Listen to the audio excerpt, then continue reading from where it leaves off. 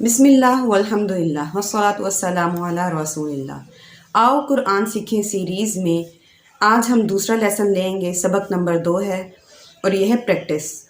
تو یہ وضاحت کرنا لازمی ہے کہ اس سیریز کے اندر 2 طرح کی ویڈیوز ہوں گی، 1A 2A 3A۔ اس کے اندر ہم قواعد کو سیکھیں گے، یعنی کہ تجوید کے قواعد کو، اور جو دوسری سیریز ہوگی وہ ہوگی 1B 2B اور 3B۔ اس کے اندر ہم پریکٹس کریں گے۔ تو اگر آپ نے قواعد کی ویڈیوز نہیں بھی دیکھی ہوں گی تو پریکٹس کی ویڈیوز لازمی دیکھیے گا تاکہ آپ ساتھ ساتھ پریکٹس کرتے رہیں۔ تو آج ہم پریکٹس کریں گے قرآن مجید کے تجوید کے قواعد کی۔ تجوید کیا ہے؟ قرآن کو مخارج، صفات اور تلاوت کے قواعد کے ساتھ پڑھنا۔ تو اب ہم اس کی پریکٹس کریں گے۔ تو تجوید کی ٹپس آج ہم تھوڑی سی سمجھتے ہیں۔ ٹپ نمبر 1 یہ ہے کہ اگر کسی آیت کے مخارج، آیت کے اندر جو مخارج آ رہے ہیں وہ اگر آپ کے لیے نئے ہیں تو ان مخارج کو بار بار سنیے۔ کیونکہ بار بار سننے سے وہ آپ کے دماغ میں بیٹھیں گے اور آپ کو پڑھنا آسان ہوگا۔ عرب میں جو بچے ہیں وہ بھی مخارج کو اسی طرح سیکھتے ہیں کہ وہ بار بار اپنے والدین سے سنتے ہیں اور اسی طرح سن کر وہ پھر ان مخارج کو بولنے اور درست ادا کرنے پر قادر ہو جاتے ہیں۔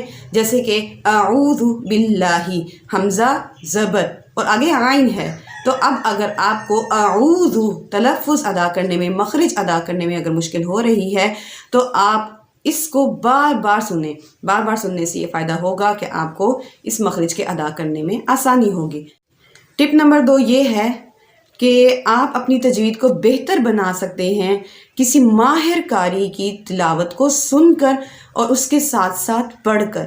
یہ بھی ایک طریقہ ہے اپنی تجوید کو بہترین بنانے کا، اپنے قرآن مجید کے الفاظ کو، تلفظ کو درست کرنے کا۔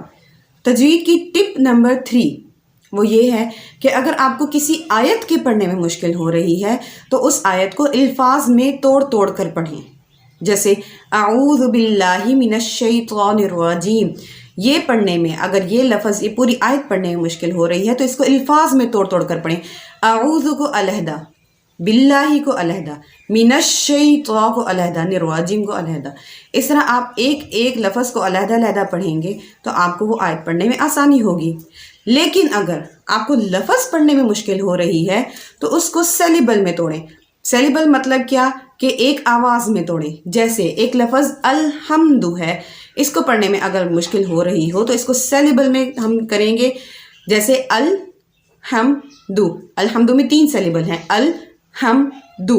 تو ہم نے پھر سیلیبل کی پریکٹس کرنی ہے۔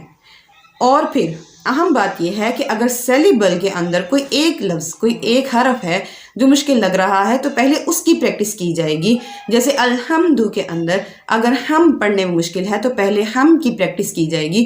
الحمد میں ہم، اس طرح جب ہم کی پریکٹس ہو جائے تو پورا لفظ الحمد۔ آج کے لیے اتنا ہی۔ امید کرتی ہوں یہ کورس آپ کے لیے بہت زیادہ فائدہ مند ثابت ہوگا۔ والسلام علیکم ورحمۃ اللہ وبرکاتہ۔